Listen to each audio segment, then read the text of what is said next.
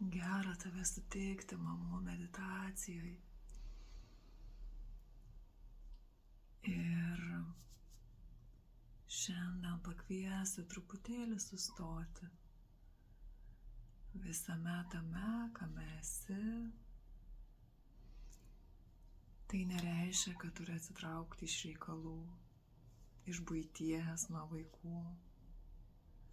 Mano didžiausias troškimas, kad pamatytum, kad net visame tame, net jeigu tai būtų chaosas, netvarka, nepatogumas, veiksmas, intensyvumas, kad net ir tame gali skirti laiko sau.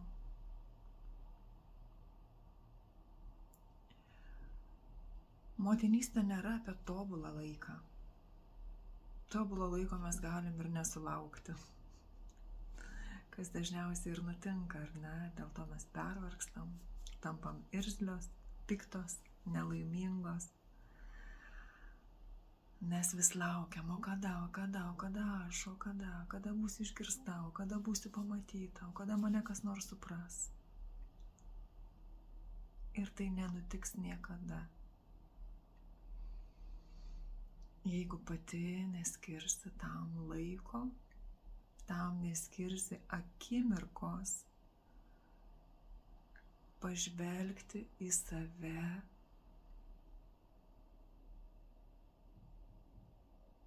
pirmiausia. Ir šiandien aš vėl turiu nuostabias šviesos mamų kortas,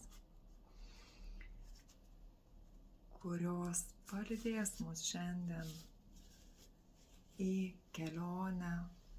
Ir štai tokio nuostabumo niekas nieko neprivalo. Neprivalau gaminti vakarienės, tvarkyti namų, rūpintis vaikais ir laistyti gėlių. Vyras neprivalo uždirbti pinigų ar grįžti namo. Vaikai neprivalo mūsų klausyti ar valgyti, kada pasiūlome. Mes nieko neprivalome. Mes renkamės tai arba ne.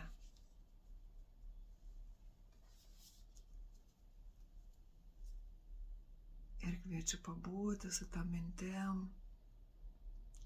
patyrinėti, o kaip tai jaučiasi kūne.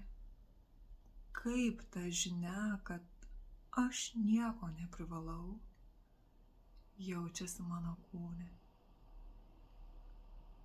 Galbūt kyla pasipriešinimas, nepasitenkinimas, įtampa. O gal kaip tik laisvės pojūtis ir atsipalaidavimas. Kaip tai jaučiasi tau?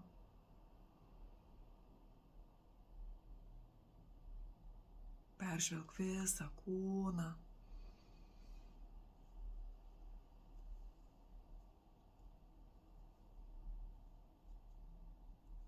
Ir pasmalsauk.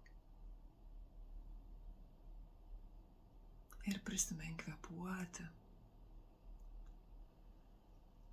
Nes kvėpavimas atlaisvina visas įtampas, visą nepatogumą, kurį patiri dabar. Esi tik tu, tavo dėmesys, kvėpavimas ir kūnas.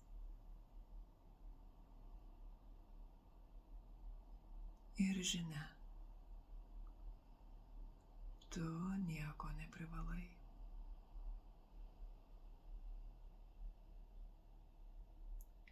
Ir lygiai ta pati taisyklė galioja visiems.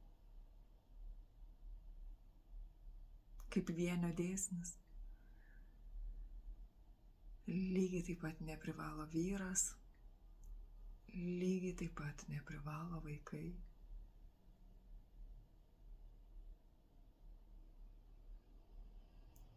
Ir mes kuo dažniau renkamės gyventi iš meilės, iš priėmimo, iš girdėjimo, iš klausymosi, iš atjautos.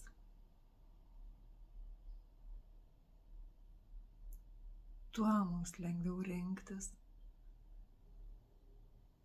būti tame. Nes jeigu nesutinki, tai dėl ko tada esi čia? Gali susikrauti lagaminą, įsidėti gražiausias sukneles, nustot gaminti maistą ir keliaut, kur akis mato, kur nori, kur gera, kur įsivaizduoji, kad štai mano svajonių gyvenimas. Bet jei vis dar čia esi,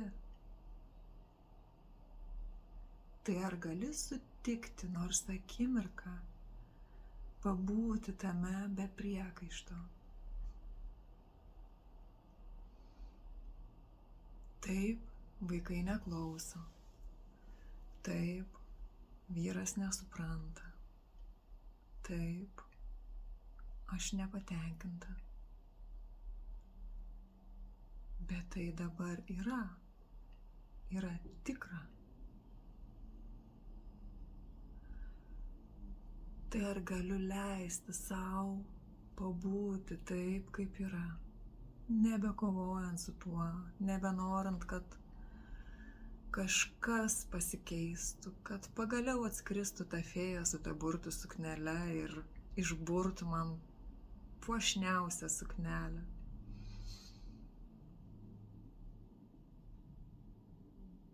Va taip, kaip yra. Galbūt dar su pižama ar chalatu. Ir kur moliūgas pietums, o ne karieta. Tiesiog leidžiu sau rinktis.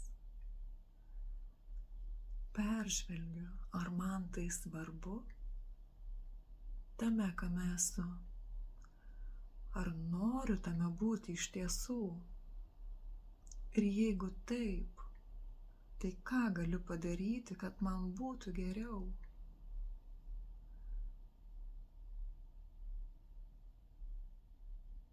Galbūt kažkur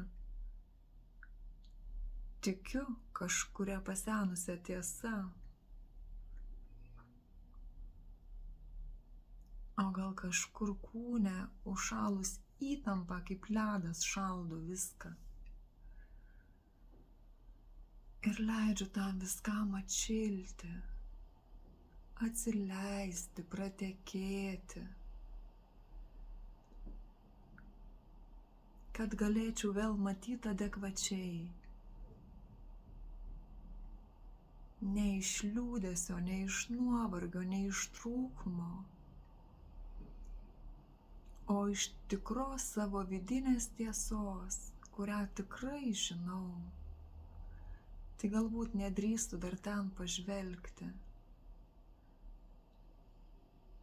Bet dabar jau tam pabaiga, aš leidžiu sau pamatyti, leidžiu sau suprasti, ko aš noriu iš tikrųjų, kaip aš noriu.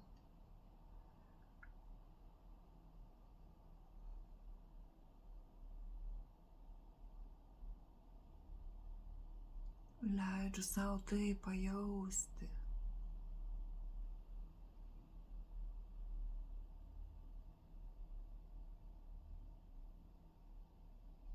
Ir pripildyti kiekvieną kūno ląstelę tuo žinojimu. Aš renkuosi taip. Aš renkuosi naujai.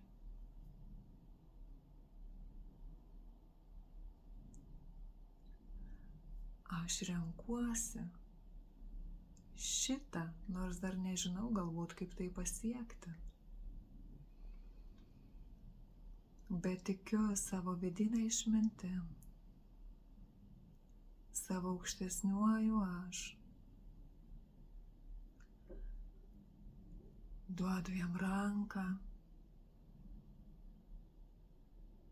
ir prašau,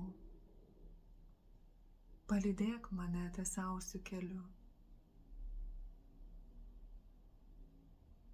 Palydėk mane, nes pavargau jau klaidžiot. Aš pasiduodu tau. nes noriu pagaliau lengviau.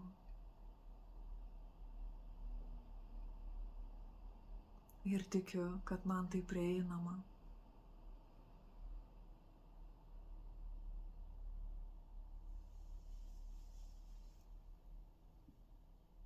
Leidžiu mane vesti, palydėti, nukreipti, atnešti atsakymus ar įžvalgas.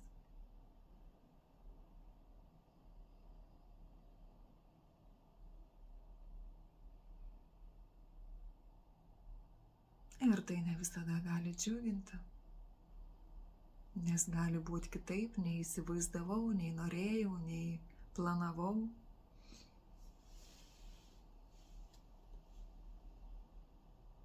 Bet renkuosi pasitikėti.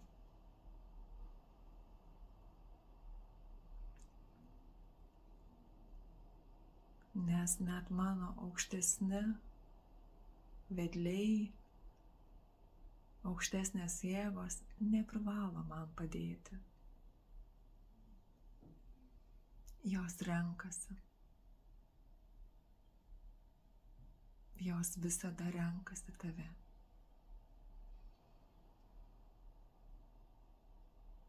Ir laukia, kol tu pasirinksi save.